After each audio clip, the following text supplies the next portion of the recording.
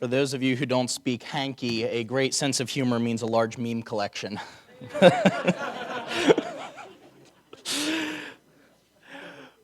One March morning in Pennsylvania, a nuclear reactor had a malfunction. Coolant started to leak out, and the crew tried to solve the problem, but they only made it worse. As the coolant began to leak, the reactor fuel began to eat at about half of the core.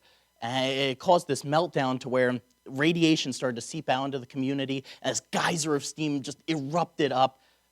And today, we know that event by the name of where it happened, 3 Mile Island.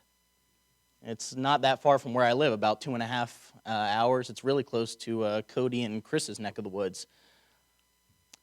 Since that incident, investigation has shown that one of the worst factors involved in it was neither mechanical nor electrical. It was human. The workers were sleep deprived. They hadn't had enough rest. And you would think that America would have learned her lesson after that, right? We would have responded in full force against overwork and lack of rest, and history has shown that's not the case. In 1989, the Exxon Valdez oil spill in California was also caused by a lack of rest, sleep deprivation. Every year, the National Highway Traffic Safety Administration tells us that 100,000 accidents and 1,550 fatalities are caused by sleep deprivation. We have not learned our lesson. It is something that we don't understand what it is to rest anymore. Stress in America is at an all-time high. Heart disease at an all-time high. We have emotional breakdowns and physical breakdowns like we've never seen before. When I was studying for the message, I found an article written in July of 2013 that said if you type the word relax into Google, you would get back 362 million results.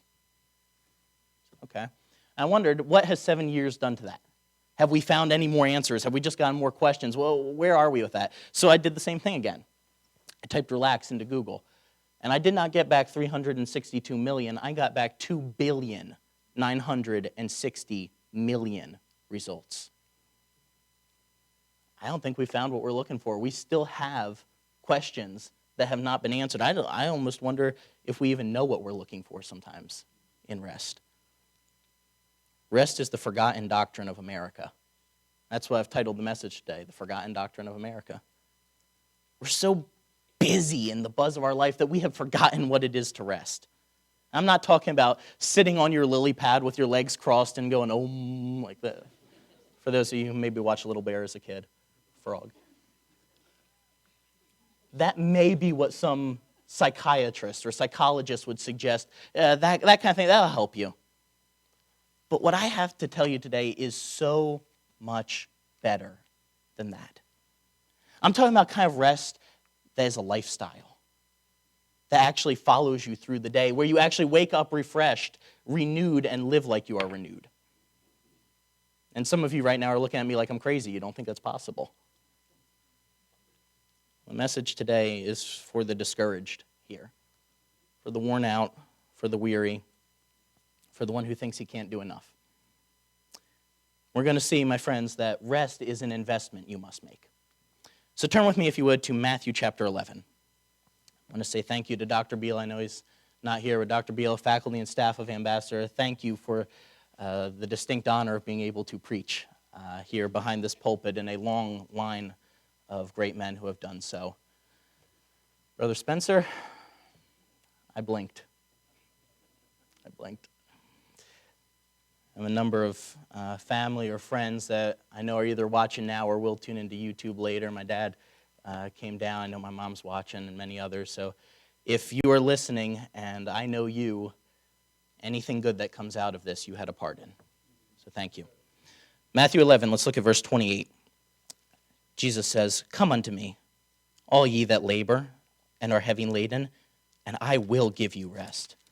Take my yoke upon you, and learn of me, for I am meek and lowly in heart, and ye shall find rest unto your souls. For my yoke is easy, and my burden is light." First, we see from the passage that rest is possible. It's possible. Now, let me define what I mean by that. I say rest is an easing of expectations in order to refresh yourself. Rest is not just sleep. Now, it can be sleep, that can be a part of it, but it's so much broader than that. It can be taking a 15-minute nap. Pastor Ogle, what is one of the most spiritual things that you can do? Take a nap. Sometimes it could be going out for a run. Gasp, it could be playing a 30-minute video game. It could be taking a Saturday off and reading some books all day, or watching a movie, or just hanging out with your friends. We all are going to rest differently. We're all going to relax differently. As long as the way you wind down is not against the law, find out what it is and do it. It is both possible and it is necessary. Rest is a non-negotiable. You require rest just as much as your car requires gasoline. Now, I realize, given some of the testimonies, that's a bad illustration to use. But it gets the point across. Jesus commanded, "Come unto me." That word "come," there's almost no exact English equivalent for it. If you were to look it up in most Bible dictionaries, about 2/3 of the time you would see the word "come" and then an exclamation point. Well, for those of you who like the phonetic punctuation. It is a command, but it's more than a command. It's almost like its own interjection. It's almost like Jesus was saying something there, and then almost like there was an understood verb. Like if he was saying, "Come, approach me." It's like saying, "Come on," like it's an invitation. Come on, prove what I am about to say is true. Find out for yourself. We're going to see in just a second here, verse 29, where it says, "Learn of me." That word "learn" is not something you can do in a classroom. As great as the things you learn in that hallway are, that's not what this verse is about. It's an experience knowledge. It is an experience learning. It is a hands-on, tactile learning. That is what Jesus is offering to you today. If you are here, he is inviting you personally to the kind of rest that we're talking about in this passage. Now, look at verse 29. He says, "Take my yoke upon you and learn of me, for I am meek and lowly in heart. Ye shall find rest unto your souls." Let me suggest a word that might make this passage come alive just a little bit more. If you look at the beginning of that verse and you see "of," switch out the word "of" for the word "from." Take my yoke upon you and learn from me, for I am meek and lowly in heart, and ye shall find rest unto your souls. Jesus is saying, learn from my example. It means the same thing here. You can take on Jesus' yoke by learning from his example of being meek and lowly in heart. It's almost like there was a dialogue going on here. We know Jesus was speaking to the multitude, so it's like he's teaching, take my yoke upon you. And somebody out in the back of the multitude cries out, "Well, how can we do that?" And he says, "Well, by learning from my example, learning of me, learning from me." And because there's one in every crowd, someone else yells out, "Well, what is your example, Jesus?" And he says, "I am meek and lowly in heart." Meek and lowly in heart aren't exactly two words we use in modern day English very much, but they simply mean gentle and humble in that order. Jesus is gentle and humble. Have there ever been two truer words used to describe our Savior? He set the example because he rested. And it shows us that rest is both necessary and possible. If you look at that word "come" as a command, then rest is necessary because Jesus commanded it. And if he commands it, I'm guessing it's important. If you look at it as an invitation, then rest must be possible because Jesus wouldn't invite you to do something that's not possible. Well, that then leads us to see number 2, that rest is intentional. You need to be intentional about your rest. It is not something that is going to happen to you. We read, "I will give you rest" in verse 28. But the word actually reads so much more richly than this. It's an active word.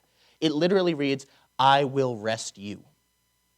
You could say, "I will relax you. I will refresh you. I will renew you." That is the idea of it.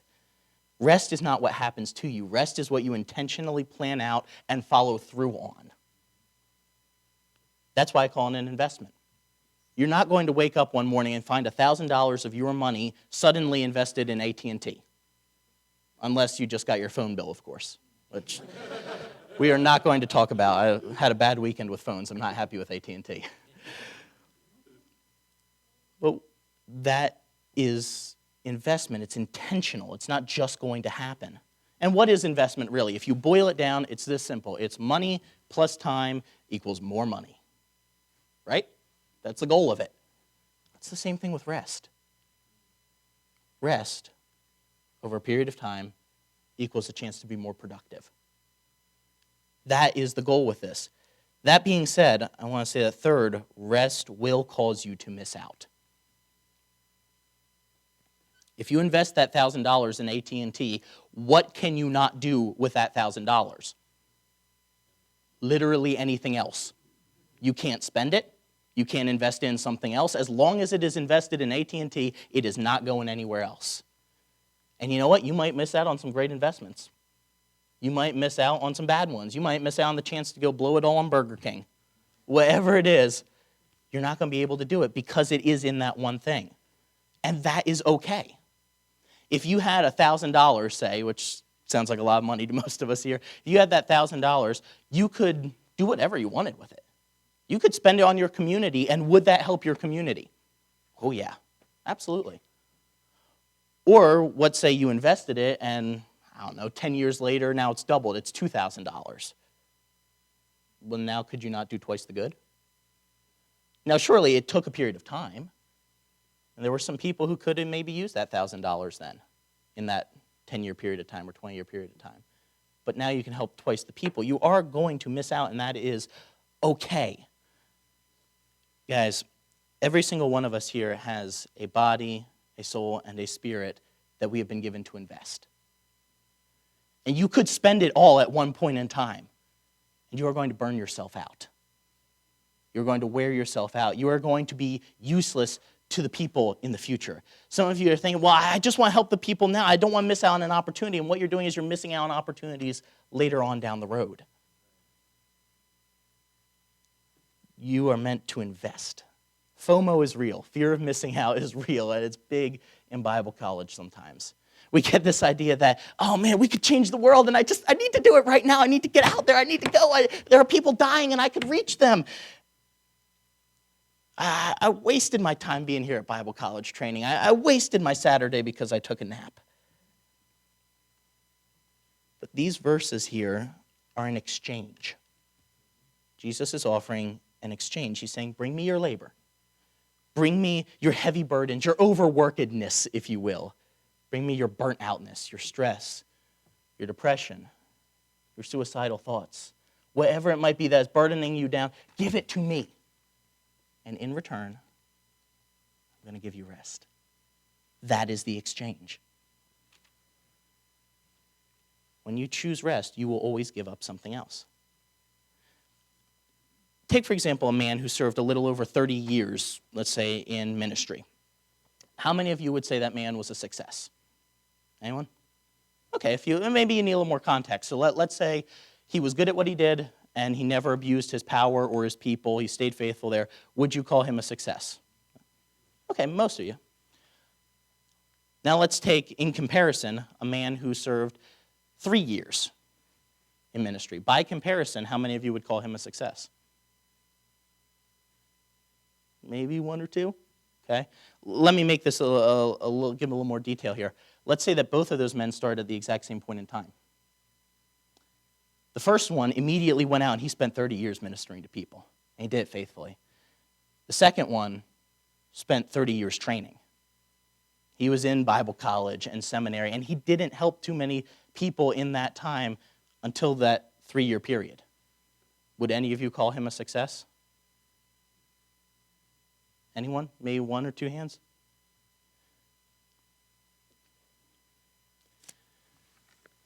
If you did not raise your hand, you just called Jesus a failure. Jesus had 33 years on this earth, and he spent 30 of them training. And some of you are going to want to fight me on that. You're going to say, well, I'm sure he helped people in that period of time. I'm sure he did. But John tells us he didn't start working miracles until he was 30. How many people died in Nazareth in those 30 years? How many fathers contracted leprosy in those 30 years? How many mothers lost their children in those 30 years? Was Jesus any less omnipotent God because he didn't work a miracle? No, he could have. But he knew his time was not yet. I'm sure he helped people, but he knew when he was training and he knew when his ministry started. When you rest, you will miss out. And listen to me, that is okay. Even if every single one of us was in ministry right now, going out, serving people, you would miss someone. They would die without your ever reaching them. And if you have a problem with what I just said, you really have a problem with pride. Because if I may adapt a quote, every time you rest, you are humbly admitting again that the world will be fine without you for a while. Rest is an act of faith in a sovereign God, my friends. And while you would never say this, is it possible that you struggle with rest because you think being busy equals earning God's favor? If you couldn't earn it for salvation, you're not going to earn it afterwards. He already loves you as much as he is going to. He'll be busy about his kingdom, but you will also please him by resting. On March 16th, 1979, Columbia Pictures released a $6 million movie titled The China Syndrome. The idea of the movie is a reporter and her cameraman visit the Ventana nuclear plant outside of Los Angeles. And they're doing a report on nuclear energy. And while they're there, a rather serious incident occurs. And it's quickly contained and swept under the rug, and they try to act like nothing happened. But the cameraman got some footage of it. As the movie goes on, there's more evidence that comes out that that was not a safe nuclear plant. And in fact, if things kept going the way they were going, it was going to blow and bathe all of California in radiation. Movie met with decent reviews, but 2 days later after it came out, the New York Times interviewed a number of leading experts in the field of nuclear science to ask if anything like this was possible. One man, they asked, worked for a company that made nuclear reactors, and that man said the movie was an overall character assassination of an entire industry. They asked a professor at the Massachusetts Institute of Technology, he said, what's the possibility something like this movie could come true? The man said, the possibility of the most serious kind of reactor incident occurring, like seen on the movie, was as remote as a huge meteor slamming into a major city. Statistically, he said it might happen once in 1 million years. A colleague said, frankly, I don't believe a serious accident could ever happen. Now listen. 10 days later, 3 Mile Island happened. Cleanup took 15 years. 2 million people were affected with radiation. Cost about $1 billion by the time it was all said and done. Just this last September, they closed down the first reactor, and they're just starting to tear it all down now. Today, I have played the role of the China Syndrome. I have been here to warn you, not of what could happen, but of what will, if you do not change course and honor God with rest. And now it's your turn to step into the story. You can no longer be a casual observer of this message. You have 2 choices. The first is you could carry on the way that you have been and say that surely nothing can happen and God's gonna keep me if I just stay busy and it's gonna be okay. And I guarantee you that you will face a physical and emotional meltdown more serious than Reactor 2 at 3 Mile Island ever faced. And mark my words, it will happen sooner than you expect. Maybe not 10 days from now, but it will happen soon. Or you can learn from America and not forget the doctrine of rest. Jesus has given you that invitation today. Now, we have this place, and it's called an altar. It's a place for you to make a decision. If you are here and you are worn, weary, tired, depressed, suicidal, burnt out, confused, whatever it might be, if that describes anyone here, then your correct response is going to be to come down and pour your heart out to the God who loves you. And you know what's going to happen in return? He's going to give you rest. The invitation is open right now. Take it. Dr. Lucan.